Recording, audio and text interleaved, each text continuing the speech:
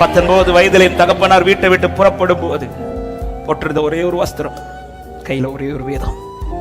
ரெண்டுமே சொந்தம் கிடையாது, யாரோ கொடுத்தது. ஆமென். கர்த்தர் ஊழியத்துக்கு அழைத்தார் என்கிற ஒரே வார்த்தைக்காக வேலை கிடைக்காமல் இல்லை, நல்ல ஒரு வேலை, அரசாங்க வேலை கிடைத்தது. ஆனால் கர்த்தர் ஊழியத்துக்கு அழைச்சதுனால அதெல்லாம் உதறிட்டேன். வீட்டை விட்டு புறப்படும் போது எல்லாரும் மண்ணு வாரி போட்டு சபித்தார்கள். எங்க போனாலும் உருப்பட மாட்டேன், நீ அலைந்து திரிந்து திரும்ப எங்க கிட்ட வரும்போது ஒரு தெருநாய் அடிச்சு துரத்துறது போல உன்னை அடிச்சு துரத்தும். ஆமென். இந்த தகப்பனார் இந்த வார்த்தையை கேட்டு, இதுதான் கடைசி அவங்க கேட்ட ஆசீர்வாதமான வார்த்தைகள். ஹல்லேலூயா. யார் என்னவோ பேசட்டும், என்னை அழைத்தவர் உண்மை உள்ளவர், என்னை கரம் பிடித்தவர் உண்மை உள்ளவர். வீட்டில் இருந்து புறப்படும் போது என் தகப்பனாருக்கு ஒரே ஒரு கொஸ்டின், ஆண்டவரே அவங்க சொல்றது போல நடக்கும் ஆண்டவரே, அப்படிதான் என் லைஃப் முடியும் ஆண்டவரே. எங்க போறேன்னு தெரியல, எதுக்கு போறேன்னு தெரியல, ஒண்ணு தெரியுது, ஊழியத்துக்கு போறேன், உங்களை நம்பி போறேன். என் ஆண்டவர் பேசின வார்த்தை, உன்னை நான் திக்கற்றவனாய் விட மாட்டேன், உன்னை நான் திக்கற்றவனாய் விட மாட்டேன், உன்னை நான் திக்கற்றவனாய் விட மாட்டேன். ஹல்லேலூயா. ஆனா எங்க அப்பாவுக்கு ஒரு பிரேயர் இருந்துச்சு. என்ன பிரேயர்னா, எங்க அப்பா தான் வீட்டுல மூத்த பையன், பையங்கிற ஸ்தானத்துல மூத்தவங்க, அதுக்கு மேல ஒரு அக்கா உண்டு, அது கீழே தான் எல்லாருமே தம்பியும் தங்கச்சியுமா இருக்கலாம். ஆமென்.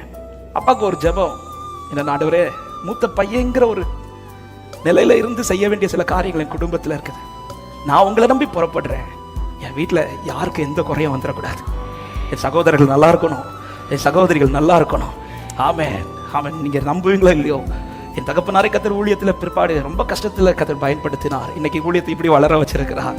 அதே நேரத்தில் அவருடைய சகோதரர்கள் சகோதரிகளை கர்த்தர் நல்ல நிலையில வச்சிருந்தார்.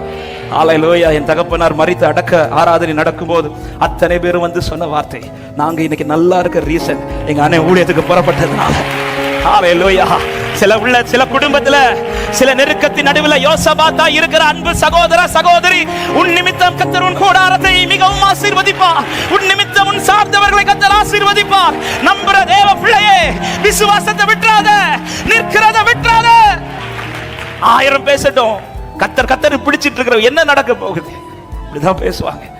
ஆனா உங்களுக்கு நடக்க போகிறது கடந்த வாரத்தில் அறியாத வழியில் அற்புதம், அறியாத வழியில் அற்புதம்.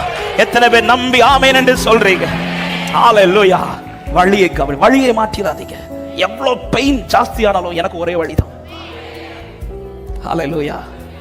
உலகத்துல சரீரத்துல பெயின் ஜாஸ்தியாகும் போது டேப்லெட்டை மாத்திட்டே இருப்பாங்க. இதே மாதிரி நம்ம மாத்தப்படாது, நமக்கு ஒரே வழி. என் வலிக்கு டேப்லெட் அந்த வழி மட்டும்தான். ஜீசஸ் தான் என் மருந்து சொல்றவங்க. ஆமென் சொல்லுங்க பார்க்கலாம்.